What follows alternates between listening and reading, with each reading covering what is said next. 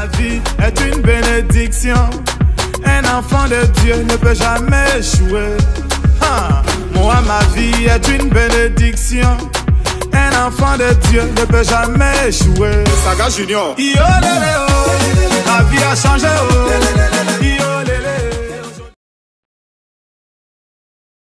Bonjour à tous et à toutes.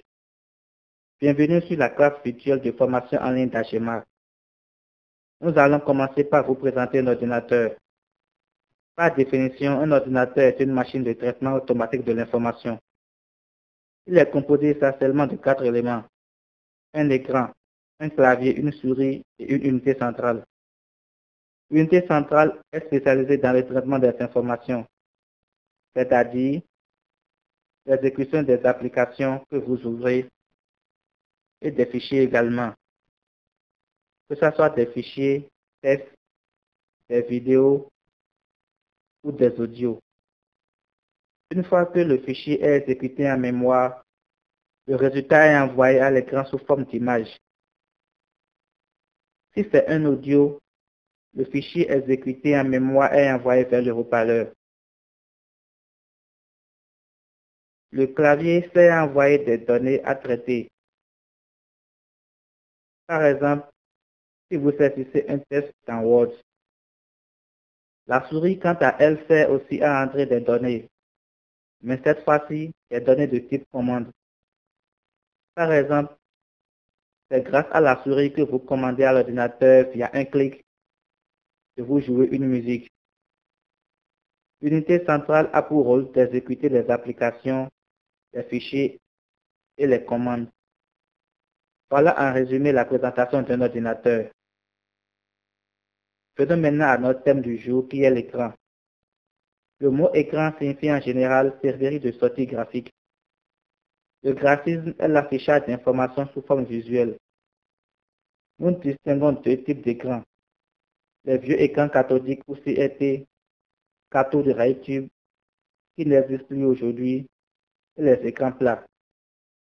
Les écrans plats se divisent en écrans LED, Light Emitting Diode, et LCD, Liquid Crystal Display.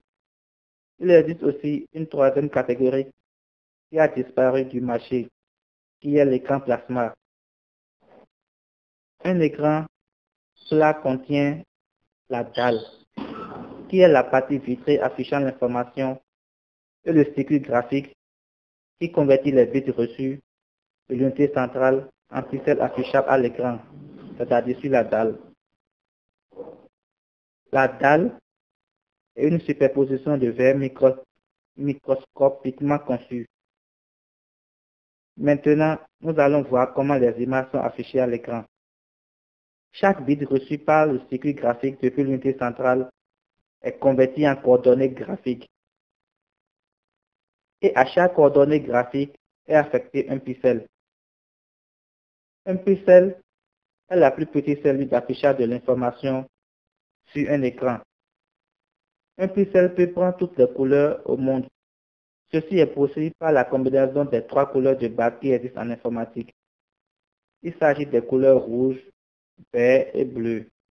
En anglais, red, green et blue. Ce qui forme le sigle RGB en anglais et le sigle RVB en français. Le mélange de ces 3 couleurs donne toutes les couleurs possibles au monde. C'est comme ça que plusieurs pixels de différentes couleurs affichés sur un écran donnent une image. Même une petite lettre affichée à l'écran est un assemblage de plusieurs pixels. À part la technologie utilisée pour la fabrication de l'écran, il est important de tenir compte de sa densité en pixels. La mesure de la diagonale d'un écran détermine le nombre de pouces.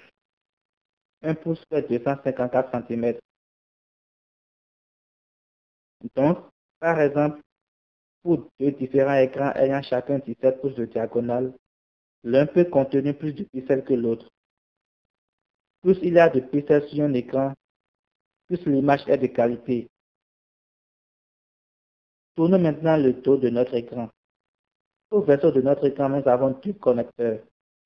Le premier connecteur, généralement de couleur noire, est le câble d'alimentation qui fournit de l'électricité à l'écran. Le second connecteur est appelé connecteur VGA, vidéo graphique array. C'est par le connecteur VGA que les bits transitent entre l'unité centrale et l'écran.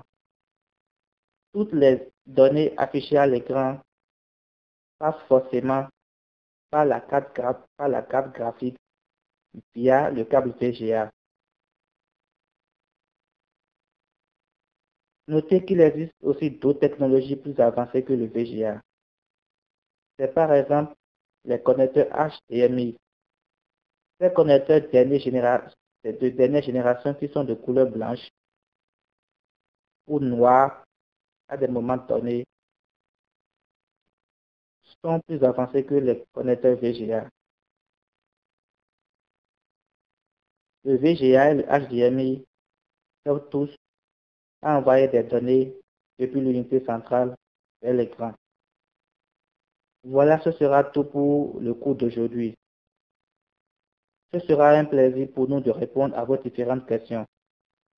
Nous répondrons uniquement aux questions qui seront posées par audio. Merci pour votre écoute.